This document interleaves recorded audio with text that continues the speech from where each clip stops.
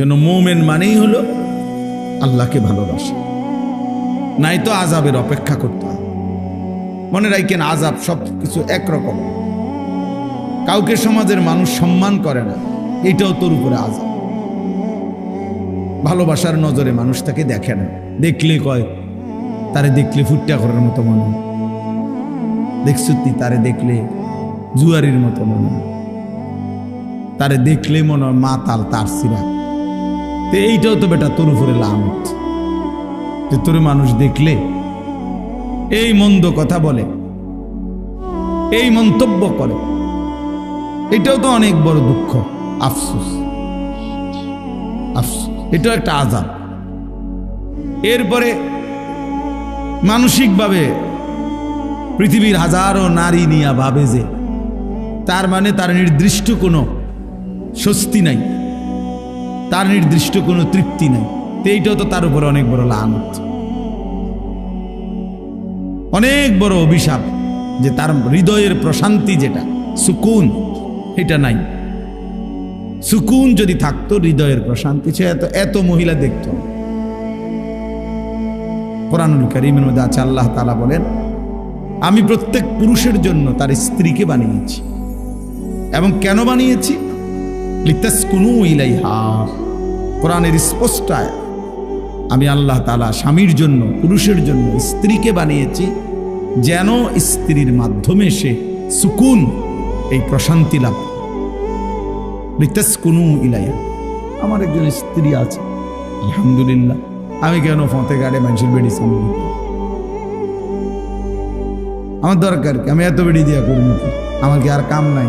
আমি শুধু বেড়ির লেগে নিয়ে আছি। তুমি পাগল। অনেক ছেলে পেলের দেখলে আমার আফসোস লাগে, যে মাতাল, তুই এটা বুঝদি না যে তুই দুনিয়াতে আসছো শুধু বেড়ি চাইতা। এক নারী, এইটাই তোমার জীবনে, আর কোনো কাম নাই,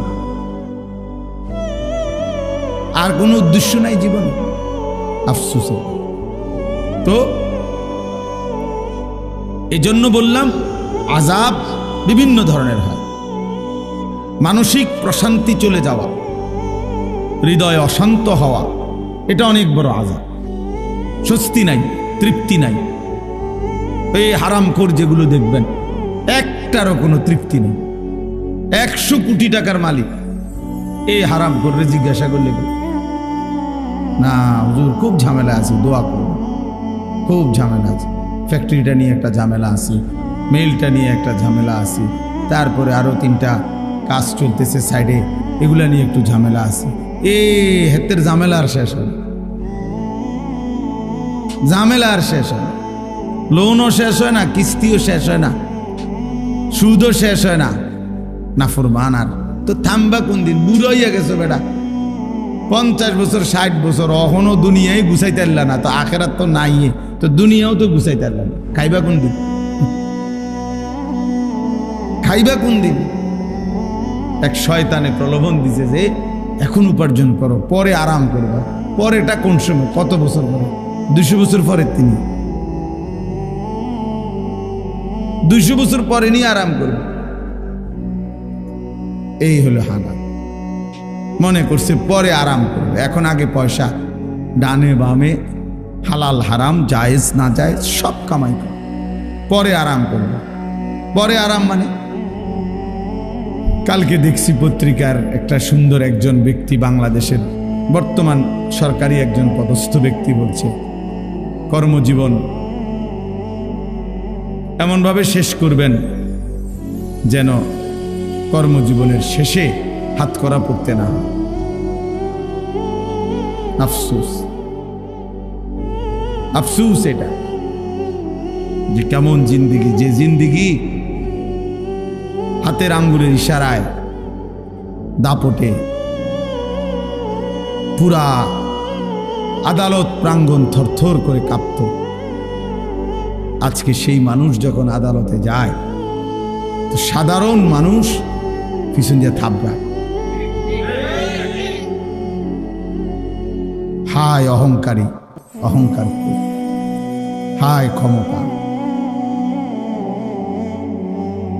হায় ক্ষমতা, কি নিদারুণ অপমান। নির্বাক তাকায় রয়েছে, একটা শব্দ উত্তর দেয় না। কি বলবে এরপরে? আর কি বলবে এরপরে? আর কি বেইজ্জতি হইতে পারে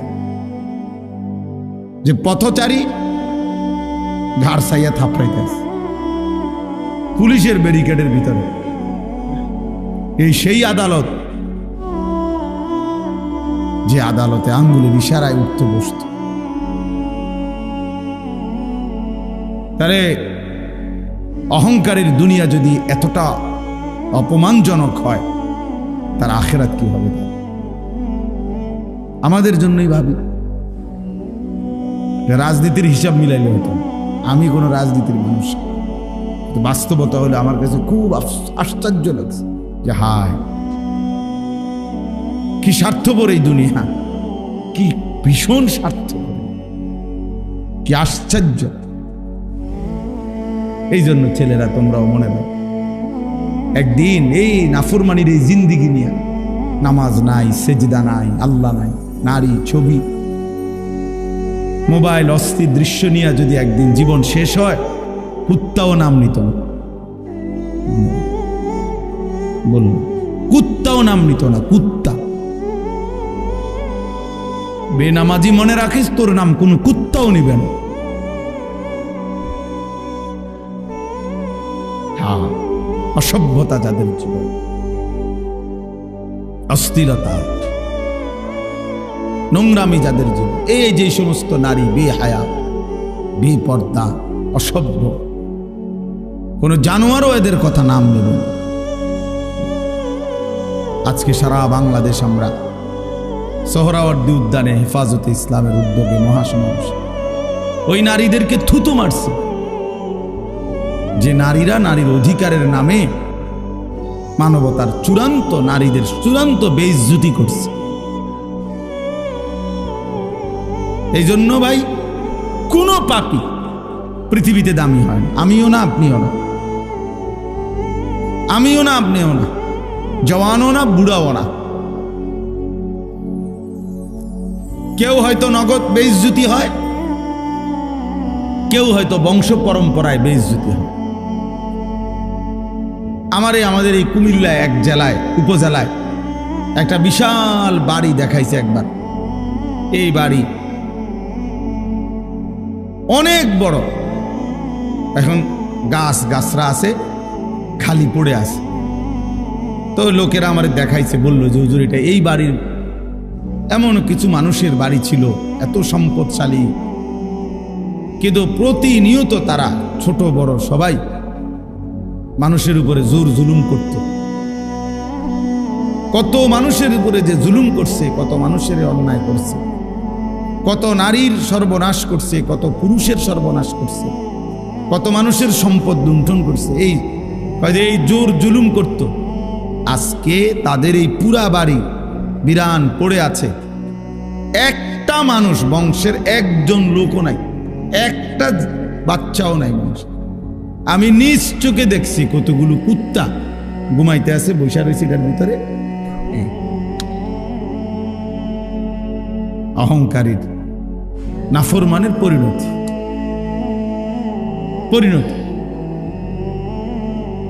এই জন্য প্রিয় ভাই, এই আমরা কয়জন, যে কয়জনে আসছি, শুনলাম, বুঝতে শিখি, বুঝতে শেখা দরকার। ইব্রাহিম আলাইহিস সালাম আল্লাহ তাআলার একজন জলিলুল কদর নবী, আমরা সবাই নাম জানি। আল্লাহ তাআলার বন্ধু, ওয়াত্তাখাযাল্লাহু ইব্রাহিমা খলিলা। আল্লাহ তাআলা বলছেন যে আল্লাহ ইব্রাহিমকে বন্ধু বানিয়েছেন।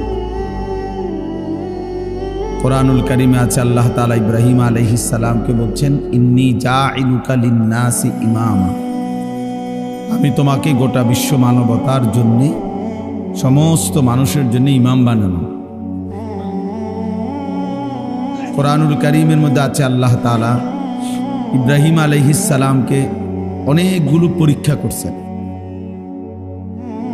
সবগুলো পরীক্ষায় তিনি শতভাগ উত্তীর্ণ হয়েছে। ওয়া ইযিবতালা ইব্রাহিমা রব্বুহু বিকালিমাতিন ফাআতাম্মাহুন্না। আল্লাহ তাআলা বলেন, আল্লাহ তাআলা তার ইব্রাহিমের অনেকবার অনেক কথা বলেই অনেকভাবেই পরীক্ষা করেছেন, তিনি সব পরীক্ষায় পূর্ণাঙ্গভাবে আদায় করেছেন। ইব্রাহিম আলাইহিস সালাম অনেক দিক থেকে ওনার অনেক বৈশিষ্ট্য। কোরআনুল কারীমের মধ্যে আল্লাহ তাআলা ইব্রাহিম আলাইহিস সালামের ব্যাপারেই বলছেন, হুয়া সাম্মাকুমুল মুসলিমিন, তিনি তোমাদেরকে মুসলিম নামে নামকরণ করেছেন।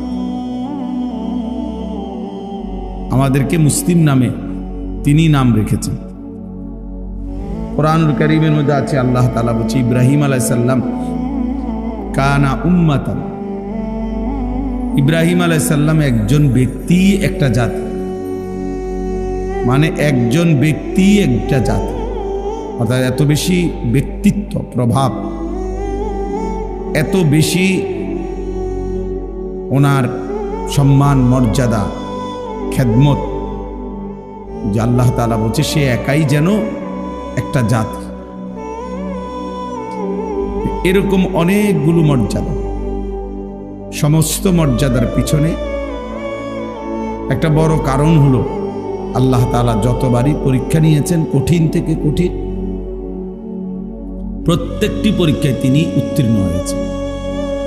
সবগুলো পরীক্ষা তাফসীরের মধ্যে আছে, হযরত আব্দুল্লাহ ইবনে আব্বাস রাদিয়াল্লাহু তাআলা আনহুমা বলছেন, আল্লাহ তাআলা 30টি পরীক্ষা করছেন ইব্রাহিম আলাইহিস সালামকে।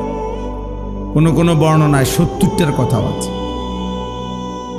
তো এই 30টা পরীক্ষা হোক আর 70টা পরীক্ষা হোক, সবগুলো পরীক্ষার মধ্যে মূল বক্তব্য ছিল একটা জিনিস, সেটা হলো আল্লাহ তাআলা বারবার দেখতে চেয়েছেন যে ইব্রাহিম সর্বোচ্চ ভালোবাসা আল্লাহকেই ভালোবাসে না মাখলুক অন্য কিছু।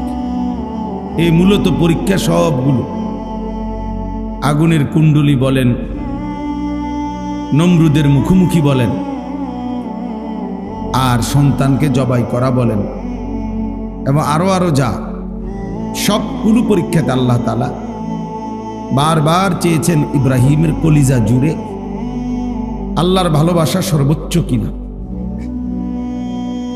তাফসীরের মধ্যে আছে, সর্বপ্রথম খতনা, আমরা যে পুরুষ খতনা করায়, এটা আল্লাহ তাআলা ইব্রাহিম আলাইহিস সালামকে আদেশ করছে। বয়সকালে ইব্রাহিম আলাইহিস সালাম নিজের খতনা নিজে করাইছে, আল্লাহর হুকুম মেনে নিছে। সর্বপ্রথম চুল দাড়ি সাদা হয়েছে ইব্রাহিম আলাইহিস সালাম, অর্থাৎ এর আগে মানুষের চুল দাড়ি সাদা হইতো না, কালোই থাকতো মৃত্যু পর্যন্ত, বুড়া হইল। এটার জন্য অনেক বিদ্রুপ কওমের সহ্য করতে হয়েছে ওনাকে। সবাই বলছে ধর্মান্তরিত হওয়ার কারণে, বাপদাদার ধর্ম ছেড়ে দেওয়ার কারণে এমন হয়েছে, কিন্তু তিনি আল্লাহ তাআলার ভালোবাসায় সেটা গ্রহণ করে নিয়েছেন। ছোটবেলায় ওনার আব্বা মা মূর্তি পূজা করত, মূর্তি পূজা করতো না শুধু, ওনার আব্বা মূর্তি বিক্রি করত বানাইয়া। তাহলে মূর্তি বিক্রেতার ঘরে জন্ম নিয়েও আপন মা বাবাকে একবারে প্রথম থেকেই তিনি মূর্তির বিরোধিতা করছেন, তাওহীদের দাওয়াত দিয়েছেন। এটা অনেক বড় মহব্বত এবং হিম্মতের ব্যাপার। ইয়া আবাতি লিমা তা'বুদু মা লা ইয়াসমাউ ওয়া লা ইউবসিরু ওয়া লা ইউগনি আনকা শাইআ। কোরআন শরীফে আছে, তিনি তার পিতাকে বললেন, হে বাবা, আপনি কিসের ইবাদত করেন? মা লা ইয়াসমাউ, যে কিছুই শুনে না, ওয়া লা ইউবসিরু, যে কিছু দেখেও না, ওয়া লা ইউগনি আনকা শাইআন, যে কোনো সামান্যতম উপকারও করতে পারে না। এই ফালতু মূর্তির কেন পূজা করে, ইবাদত করে? তার বাড়ি ছোট্টবেলার থেকেই তিনি আল্লাহর ভালোবাসায়, বাবা মার কুফরিও এক সেকেন্ডের জন্য মেনে নেননি। করেন নাই।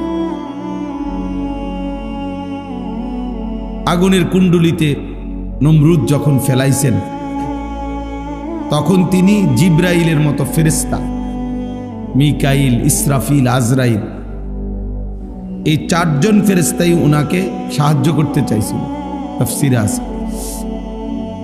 কিন্তু উনি ওদের সাহায্যও প্রত্যাখ্যান করছে, বুঝছে না, তোমরাও লাগবে না, যাও, যার জন্য আমি আগুনে পড়তে যাচ্ছি তিনি আমাকে দেখতেছেন, তিনি আমার জন্য যথেষ্ট। হাসবি আল্লাহ, হাসবি আল্লাহ, ইব্রাহিম আলাইহিস সালামের বাক্য, আমার জন্য আল্লাহই যথেষ্ট। 84 বছর বয়সে অনেক কান্নাকাটির পরে আল্লাহ তাআলা ওনার ছেলে ইসমাঈলকে দিয়েছিলেন, একটা সন্তান দান করছিলেন। তো আল্লাহ তাআলা বলছেন, তুমি সন্তানটাকে আদর করবা না, চুমা দিবা না, কোলে নিবা না।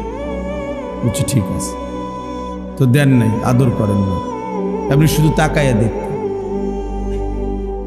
আল্লাহর ভালোবাসার পরীক্ষা দিচ্ছে, তাফসীরে আছে। কিছুদিন পরে আল্লাহ তাআলা বলছেন, এতদিন তো দেখতে দিছি শুধু, এবার দেখতেও দেব না। চোখের আড়ালে এই বাচ্চা এবং বাচ্চার মা হাজেরাকে দূরে মরুভূমিতে রেখে আস। ঠিক আছে। তো আল্লাহ তাআলার হুকুমে কাবা ঘরের পাশে, তখন কাবা ঘরের প্রাচীর ছিল না, এই কাবার পাশে মক্কায় মরুভূমিতে গাছপালা, তরুলতা, পানি, মানুষ, জনবসতিহীন একেবারেই ধুধু মরুভূমিতে একেবারেই একা রেখে আসছে। এরপরে কিছুদিন পরে আল্লাহ তাআলা বলছেন, প্রথম তো দিলাম কিন্তু দেখতে দেই নেই, কোলে নিতে দেই নেই, দেখতে দিছি। এখন দূরে সরাই দিছি, তো মনে মনে সান্ত্বনা ছিল, আচ্ছা যাক, ফুত না দেখলে কিছু আছে, তো দূরে হলেও আছে। তো আল্লাহ তাআলা এবার বললেন, না, আর দুনিয়াতেই থাকবে না, বরং তাকে জবাই করে আমার কাছে দিয়ে দাও। তিনি বললেন, ঠিক আছে, আসলাম, আল্লাহ, আমি মেনে নিলাম, আমি মেনে নিলাম। এবং ঠিকই বাস্তবিক অর্থেই সন্তানের গর্দানে, মিনার ময়দানে গর্দানের মধ্যে ছুরি রাখছে, জবাই করতেই চাইছেন।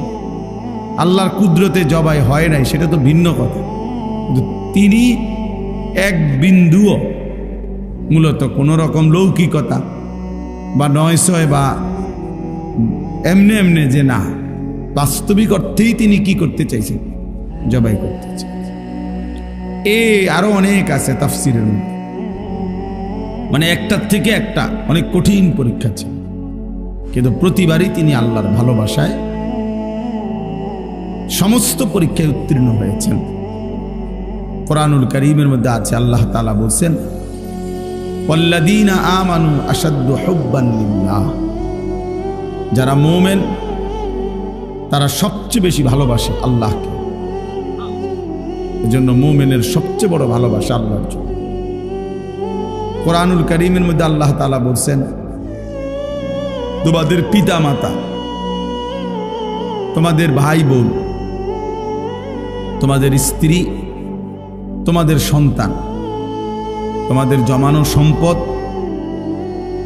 তোমাদের ঘর দুয়ার, তোমাদের পছন্দের বাহন, এই সব কিছুর চাইতে যদি আল্লাহ এবং তার রাসূল এবং আল্লাহর রাস্তায় জিহাদ, আল্লাহর জন্য দুশমনের মোকাবেলা করা, জান দেওয়া, এই 3 জিনিস যদি প্রিয় না হয়, সবচেয়ে প্রিয় না হয়, আল্লাহর ভালোবাসা, আহাব্বা ইলাইকুম মিনাল্লাহি ওয়া রাসূলিহি ওয়া জিহাদিন ফি সাবিলিহি ফাতারাব্বাসু, তাহলে অপেক্ষা করো, হাত্তা ইয়াতি আল্লাহু বিআমরি, অল্প সময় আল্লাহর ফয়সালা আসবে, মানে আযাব আসবে।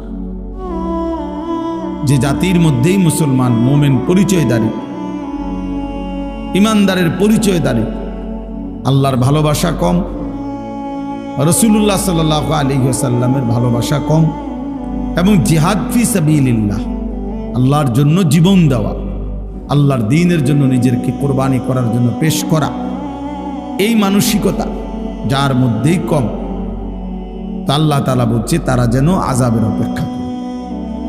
আযাব আসে। আজকে সংখ্যাগরিষ্ঠ মুসলমান আমরা, এই তিন জিনিস আমাদের মধ্যে ঘাটতি। আল্লাহর ভালোবাসায় সামান্যতম মুসলমানের পরিচয় ধরে রাখতো আমরা চাই না। কিশোর বলেন, যুবক বলেন, বৃদ্ধ বলেন, যে যেই মিথ্যা অন্যায় অপরাধের সাথে জড়িত, উনি এটা ছাড়বার কোনো মানসিকতাই নেই, প্রস্তুতিই নাই, ইচ্ছাও নেই। মিথ্যা বলে তো বলেই, চুরি করতেছে তো করতেই আছে, ওজনে কম দিতেছে তো প্রতিদিনই একই রকম, সুদ খায় তো 30 বছর ধরে সুদে খায়, বাটপারি করতেছে তো প্রতিদিনই বাটফি। হ্যাঁ, ছেলে পেলে নামাজ পড়ে না তো অসভ্য, কোনোদিনই নামাজ পড়ে না। ফজরের নামাজ পড়ে না তো একদিনও পড়ে না। গালিগালাজ করে তো প্রতিদিনই গালিগালাজ। এই মানে এক ধরনের অপদার্থ জিন্দেগি, অমানুষের জিন্দেগি, জানোয়ারের জিন্দেগি, হাইওয়ানের জীবন, পশুর জীবন। যে জীবন ধারাবাহিক গুনাহ করে, সেটা কোনো মানুষের জীবন না, মুসলমানের জীবন না। কোনো মুসলমানের জন্য ধারাবাহিক লাগাতার গুনাহ করা অসম্ভব। আর যেই কোনো মুসলমানের জন্য গুনাহ হওয়া সম্ভব। গুনাহ হবেই, অপরাধ হবেই, এটা স্বাভাবিক। কিন্তু অপরাধ লাগাতার করতে থাকা, এটা অস্বাভাবিক। এটা স্বাভাবিকতা না। বোঝা গেছে সে তার নিজের পরিচয়, কর্তব্য ভুলে গেছে। প্রত্যেক দিন একই রকম পাপ, এটা হতেই পারে না মুসলমানের দ্বারা, মানুষের দ্বারা। হোঁচট খাইতে পারে কেউ, নিয়ম হইলেও কেউ চলার পথে জীবনে হোঁচট খাইতে পারে, পিছলা খাইতে পারে। কখনো সখনো কারো কোনো কাজে ভুল হইতে পারে, ব্যর্থতা হইতে পারে, লস হইতে পারে। কিন্তু যে কোনো দুনিয়ার ব্যবসায়ীও এটা বুঝবে যে কেউ লাগাতার 30 বছর প্রতিদিন লস খায় না। কেউ 30 বছর বাড়ির রাস্তা দিয়া বাজারে যায়, প্রত্যেক দিনে আচার খায়, এমন হয় না। এটা আহাম্মকি কথা। এটা কেউ শুনলে বিশ্বাস করবে না। একদিন পিছলা খাইছে তো 2 দিন 3 দিন সে সতর্ক হয়ে যায়, যেখানে একটু জায়গাটা একটু পিছলা, একটু সতর্ক হয়ে হাঁটতে হবে। তাইলে এটা খুব জরুরি বিষয়।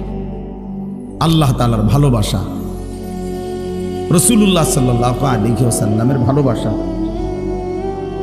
আল্লাহর রাস্তায় জিহাদের প্রতি ভালোবাসা। আমাদের নওজোয়ান ছেলেরা যদি এতটুকু বুঝতো, আল্লাহর জন্য জীবন দেওয়া, আল্লাহর দ্বীনের জন্য সর্বোচ্চ ত্যাগ স্বীকার করা, তাহলে ইসলাম আরো অনেক আগাইত, দুশ্মন আরো বেশি ভয় পাইত। কিন্তু ছেলে পেলেদের চেহারা সুরত দেখলে ইবলিসও হাসে। ছেলে মেয়েদের চলাফেরা দেখলে শয়তানও হাসে। শয়তানও বলবে যে আমিও তো এত শয়তানি জানি না। এত বিচিত্র চুল, এত বিচিত্র শয়তানি, দুষ্টামি, গুনাহ, অশ্লীলতা, অসভ্যতা, আফসোস। মানে ইবলিসও হাসে, শয়তানও হাসে। সম্পূর্ণ এই লাখ লাখ ছেলে পেলে, ছেলে মেয়ে শাহওয়াতের গোলাম। মনের একটা অসভ্য চাহিদা আছে, লজ্জাস্থানের একটা চাহিদা আছে, এইটার গোলাম। এর জন্যই নারী দেখে, ছবি দেখে, নাচ দেখে, সারাদিন মোবাইল একটা লইয়া, রোদ গরম, শীত বর্ষা, আগুন পানি, হুজুর, পাবলিক, বয়স্ক মানুষ, জোয়ান মানুষ, মসজিদ, মাদ্রাসা, যেখানে যাইবেন অপদার্থের হাত থেকে এটা ছুটে না। সে এটা নিয়েই আছে, নিজের মতো হাসতেছে, নিজের মতো দেখতেছে, নিজের মতো যেটা ভাল লাগতেছে ছবি উঠাইতেছে, নিজের মতোই চুল রাখ, মানে এই পৃথিবীতে কেউ তাকে ভালো বলে না মন্দ বলে, মানুষ তার দিকে তাকায় না না তাকায়, কিচ্ছু ভাবে না, কিছুই ভাবে না, নিজের মতো করে হারায় গেছে। কখন যে শয়তানের ফাঁদে পড়ে অন্ধকারের রাস্তায় অন্ধকারের গলিতে হারায় গেছে, আর বাইর হইতে পারে না। আফসুসের বিষয়। তো বলতেছিলাম ইব্রাহিম আলাইহিস সালাম প্রতিবার 70 বার 30 বার তাফসীর আছে, আল্লাহর মহব্বতের চূড়ান্ত পরীক্ষা দিচ্ছে। প্রতিবারই বলছে, আল্লাহ আমি আপনাকেই ভালোবাসি, আপনাকে আমি ছাড়তে চাই না, ছেড়ে দিলাম, প্রয়োজনে জবাই করে দিলাম, কিন্তু আপনার ভালোবাসা ছাড়ব না। যেন মুমিন মানেই হলো আল্লাহকে ভালোবাসা, নাই তো আযাবের অপেক্ষা করতে হবে।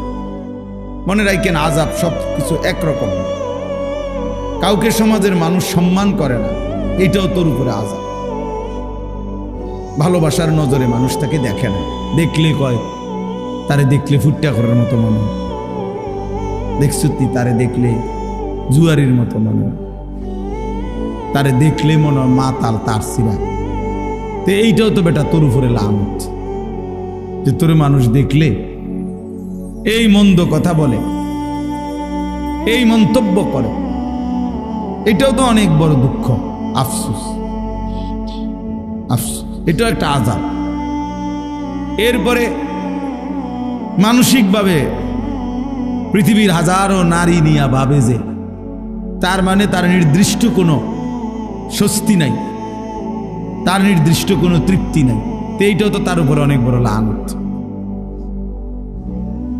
অনেক বড় অভিশাপ, যে তার হৃদয়ের প্রশান্তি যেটা সুকুন, এটা নাই।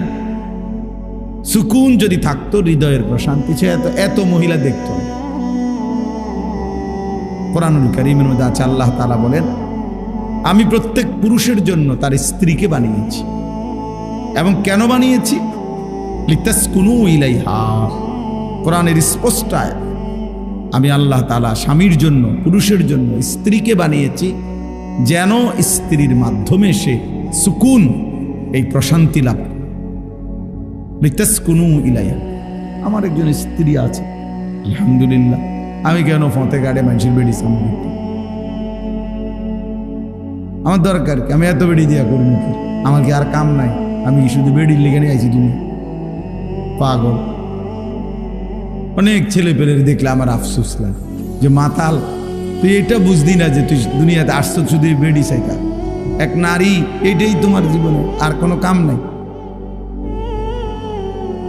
আর কোনো উদ্দেশ্য নাই জীবনে। আফসোস। তো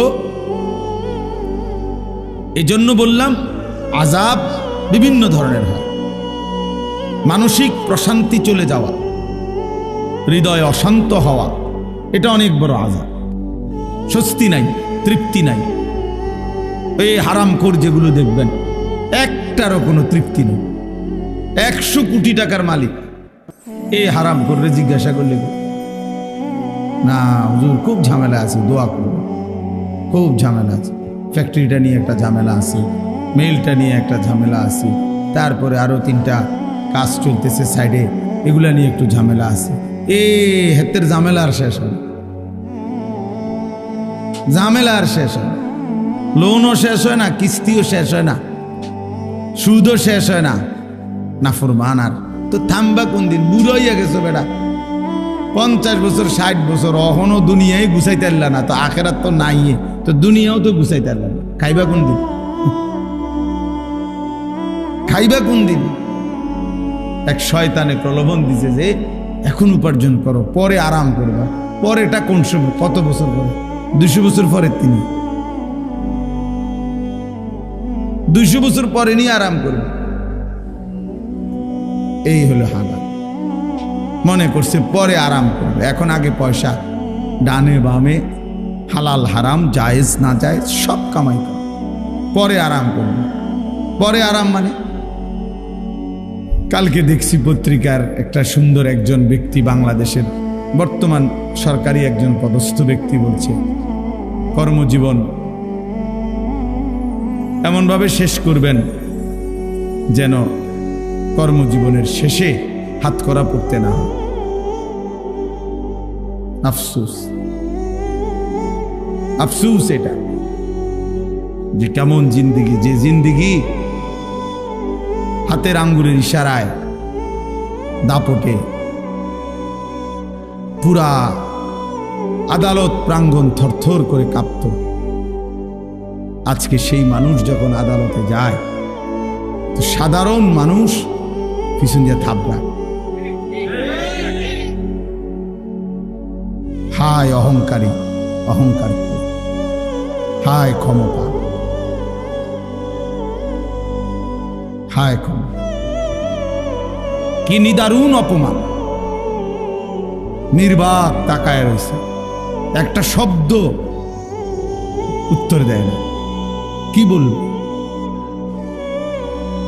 এরপরে? আর কি বলবে এরপরে? আর কি বেইজ্জতি হইতে পারে যে পথচারী ঘাড় সাইয়া থাপড়াইতেছে পুলিশের ব্যারিকেডের ভিতরে। এই সেই আদালত যে আদালতে আঙ্গুলের ইশারায় উঠতে বসত।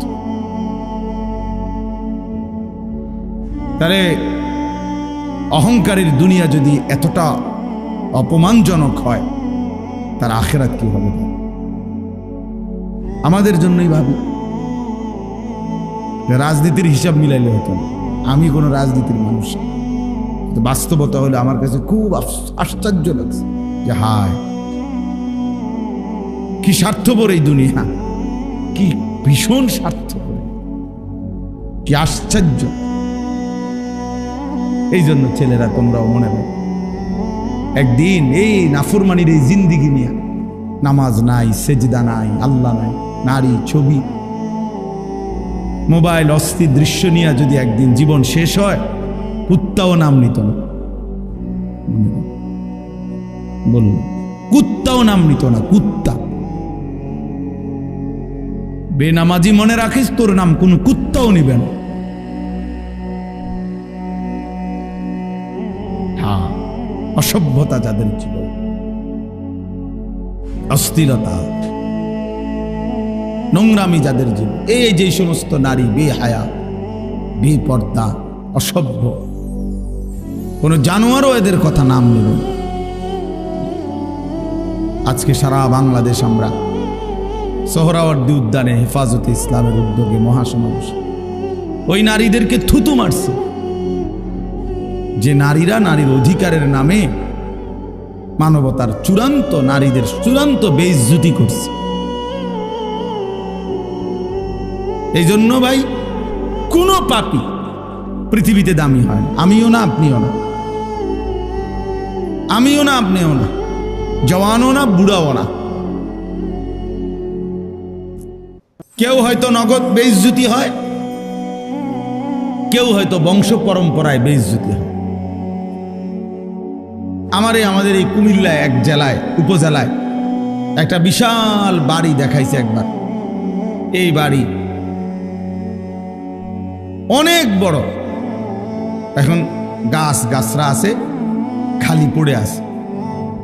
তো লোকেরা আমার দেখাইছে, বললো যে হুজুর, এটা এই বাড়ির এমন কিছু মানুষের বাড়ি ছিল, এত সম্পদশালী, কিন্তু প্রতিনিয়ত তারা ছোট বড় সবাই মানুষের উপরে জোর জুলুম করত। কত মানুষের উপরে যে জুলুম করছে, কত মানুষের অন্যায় করছে, কত নারীর সর্বনাশ করছে, কত পুরুষের সর্বনাশ করছে, কত মানুষের সম্পদ লুণ্ঠন করছে, এই জোর জুলুম করত। আজকে তাদের এই পুরা বাড়ি বিরান পড়ে আছে, একটা মানুষ, বংশের একজন লোকও নাই, একটা বাচ্চাও নাই মানুষ। আমি নিজ চোখে দেখছি কতগুলো কুত্তা ঘুমাইতে আছে, বসে রয়েছে এটার ভিতরে। অহংকারীর, নাফরমানের পরিণতি।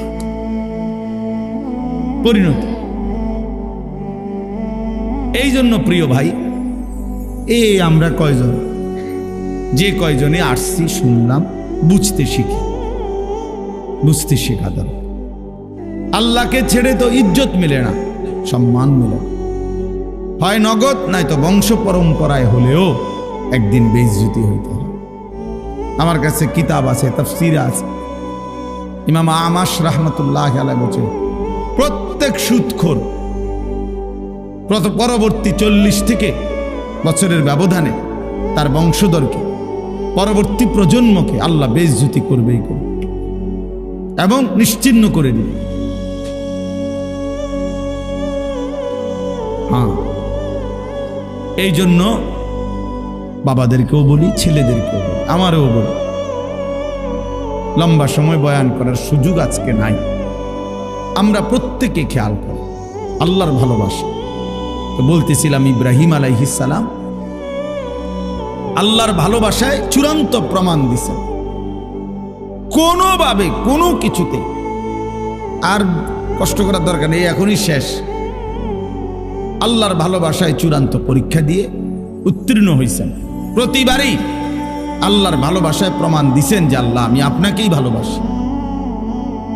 তো আল্লাহ তাআলা এর বিনিময়ে ইব্রাহিম আলাইহিস সালামকে দিয়ে আল্লাহর ঘর কাবা পুনর্নির্মাণ করাইছিল। আল্লাহ বলছি, ইব্রাহিম যা, সারা জিন্দেগীর এই তোমার ত্যাগ, কোরবানি, তোমার এই পরীক্ষায় আমি আল্লাহর ভালোবাসার চূড়ান্ত প্রমাণ।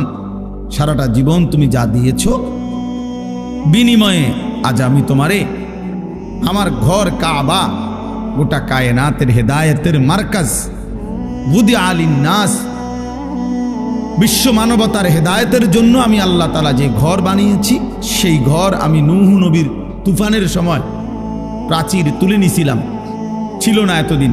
এখন তোমার মাধ্যমে আমি সেই ঘর পুনরায় নির্মাণ করলাম। তো আল্লাহ তাআলা ঘর নির্মাণ করাইয়া এবার ইব্রাহিম আলাইহিস সালামকে বললেন, এখন কি করবা? তো আল্লাহ তাআলা বললেন, ওয়াআদ্দিন ফিন নাসি বিল হজ্জ, সারা পৃথিবীর আমার বান্দাদেরকে আমার এই ঘরের উদ্দেশ্যে, কাবা ঘর, এই ঘরের উদ্দেশ্যে হজ আদায় করার জন্য ঘোষণা দাও, ঘোষণা দাও। ইব্রাহিম আলাইহিস সালাম বললেন, আয় মাওলা, এক মরুভূমি, এখানে তো কোনো মানুষই তেমন উল্লেখযোগ্য নাই, অল্প কয়টা মানুষ। এখন আমার ছেলে ইসমাইল, হাজেরার সাথে আরো কিছু মানুষ জুড়ছে, তা তো সামান্য। তা আমি এই পৃথিবীর সব মানুষকে কিভাবে হজ্জের ঘোষণা দেব আপনার ঘরের উদ্দেশ্যে?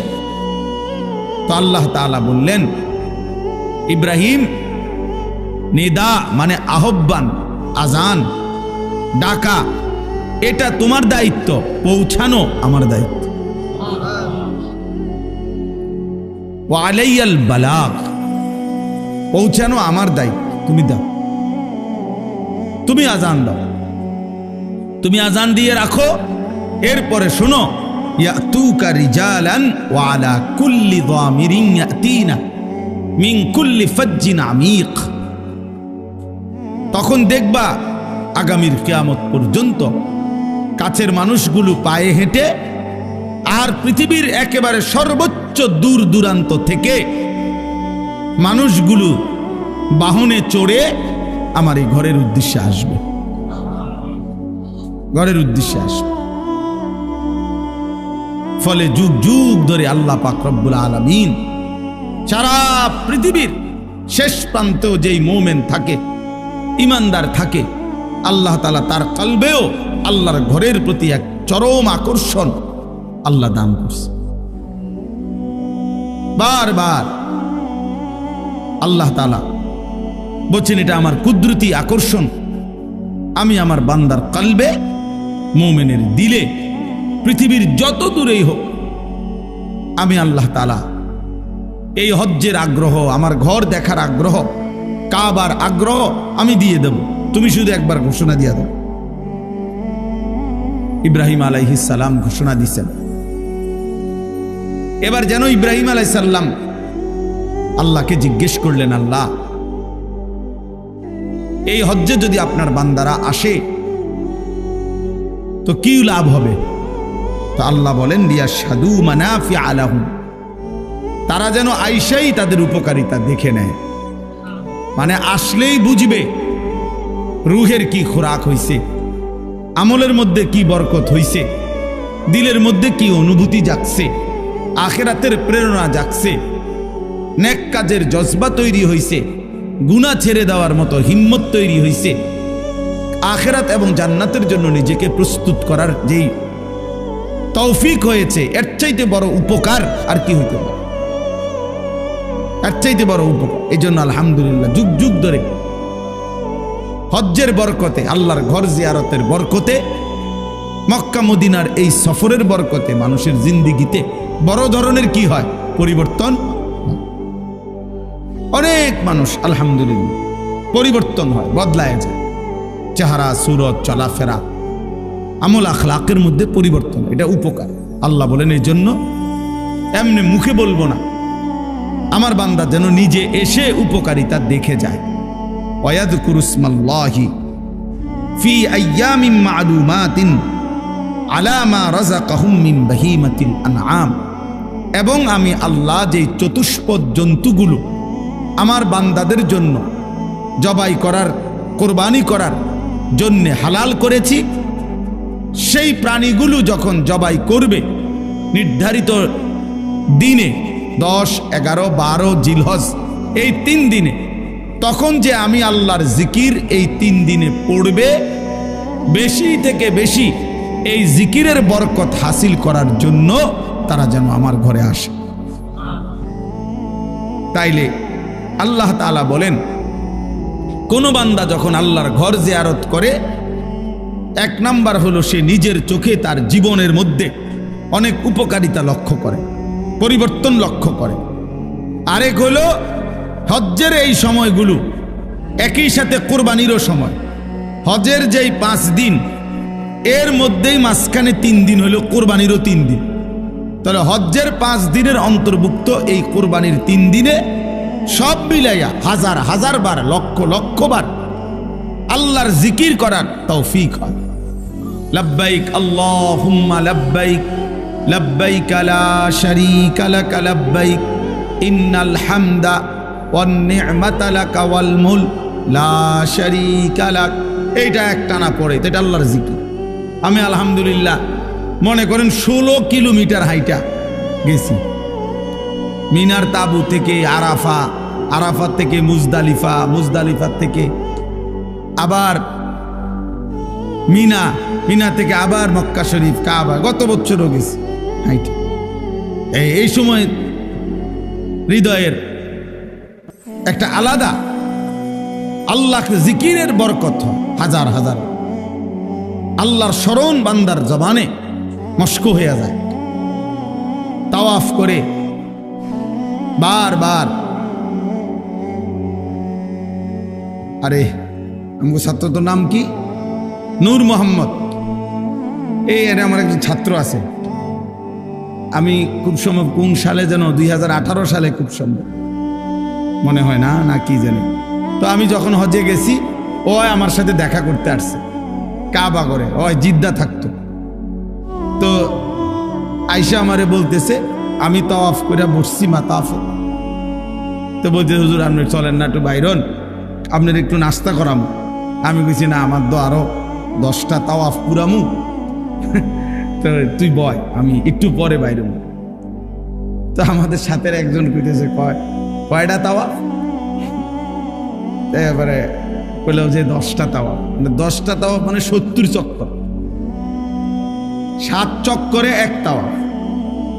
তো আমি অনেক আগে, একটু আগের থেকে শুরু করছি, টানা একটু পর পর জিরায় জিরাইয়া নিয়ত করছিলাম 10 তাওয়াফ করুন। তো ওই সময় এটা দেখছি যে ভালোবাসা, মহব্বত, আল্লাহর ঘর জিয়ারতের বরকতে এত বেশি পরিমাণ আল্লাহর জিকির নসিব হয় যেটা অন্য সময় হয় না। এইটাই আল্লাহ বলছেন যে আমার ঘরের হজ করতে আসতে বলো, ঘোষণা দাও, আমি আল্লাহই পৃথিবীর শেষ প্রান্ত থেকে আমার বান্দাদেরকে আনবো, আর এনে আসলে তারা নিজের চোখেই উপকার দেখবে নিজের জীবনে। আর আমি আল্লাহ তাআলার জিকির হজ্জের দিনগুলোতে, কোরবানির দিনগুলোতে বেশি বেশি আমি আল্লাহ তাআলার জিকির করবে, এরই মাঝখানে কোরবানিও করবে। এজন্য তাফসীরের মধ্যে আছে কোরবানির মধ্যে মূল মাকসাদ কি? আল্লাহর জিকির। কোরবানির মেন প্রাণটা কি? প্রাণীটা না, কোরবানির মেন মর্ম, হাকিকত, নিগুড় তথ্য হইল এই কোরবানির প্রাণী জবাই করবার সময় যে আল্লাহর নাম কয়, বিসমিল্লাহ আল্লাহু আকবার বলে, এই যে আল্লাহর নাম নেয়, সবাই চিৎকার দেয়, এইটা যে বলে আল্লাহর নাম নেয়, এইটাই আল্লাহ তাআলা চায়। এইটা মূল মাকসাদ, মূল মাকসাদ। এই জন্য চলেন, কথা শেষ। হজ্জের মৌসুম এখন, সারা বাংলাদেশ থেকে সারা পৃথিবী থেকে আল্লাহর বান্দারা হজ্জের সফরে ছুটতেছে। আলহামদুলিল্লাহ, ফ্লাইট শুরু হয়ে গেছে 29 তারিখ থেকে, এখন তো চলতেই আছে। আমাদেরও ফ্লাইট 28 তারিখ ইনশাআল্লাহ। তো সারা পৃথিবীর আল্লাহর বান্দারা হজ্জের সফরে যাইতেছে, কোরবানির প্রস্তুতি নিতেছে। আমাদেরও এটা মনে রাখা চাই, হজ এবং কোরবানি ইসলামের এই গুরুত্বপূর্ণ মহিমান্বিত ইবাদত। এই ছোট বড় প্রত্যেকের দিলের মধ্যে এটা চাওয়া উচিত যে আল্লাহর ঘর জিয়ারত করব। আমি সব সময় বলি যে এই চোখ কালো গিলাফ আল্লাহর ঘর কাবা দেখে নাই, যেই চোখ মদিনার সবুজ গম্বুজ রসুলের রওজা দেখে নাই, এই চোখ যেন কিছুই দেখে নাই, ওই চোখ যেন কিছু দেখেই না। এজন্য চোখের সার্থকতা, চোখের জ্যোতি বাড়বে, চোখের শক্তি বাড়বে, আল্লাহর মহব্বত বাড়বে, রসুলের ভালোবাসা বাড়বে, আল্লাহর ঘর জিয়ারতের স্বপ্ন দেখে।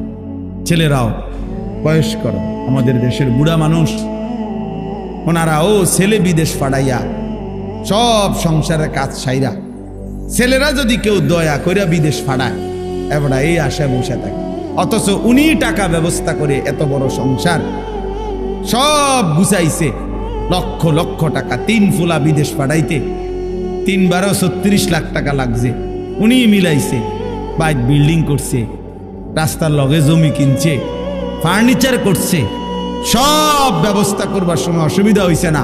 কিন্তু নাফরমানরে যখন বলা হয় আল্লাহর ঘরের হজ করবেন না, এই সময় আর কয় আমি করতে আমার কিছু আসেনি। ফুতাইতে যদি ফাড়ায় তাহলে গেলাম, নাহলে যাইতাম না। বাটফারি কথা। টাঙ্গাইয়া যখন ফেরেশতা ফিটবো কবরে, বুড়া মিয়ারে একদম আড্ডি মাড্ডি গুড়াগাড়া করে লেবো, তখন বুঝবো যে মস্কারি কার লগে করছো, তামাশা কার সাথে করছো। আল্লাহ আমাদেরকে মাফ করে দেন। আপনাদের কাছে একটা ছোট্ট 2 মিনিট অনুরোধটা হলো, এই মাদ্রাসা দেখেন, আসলে আমার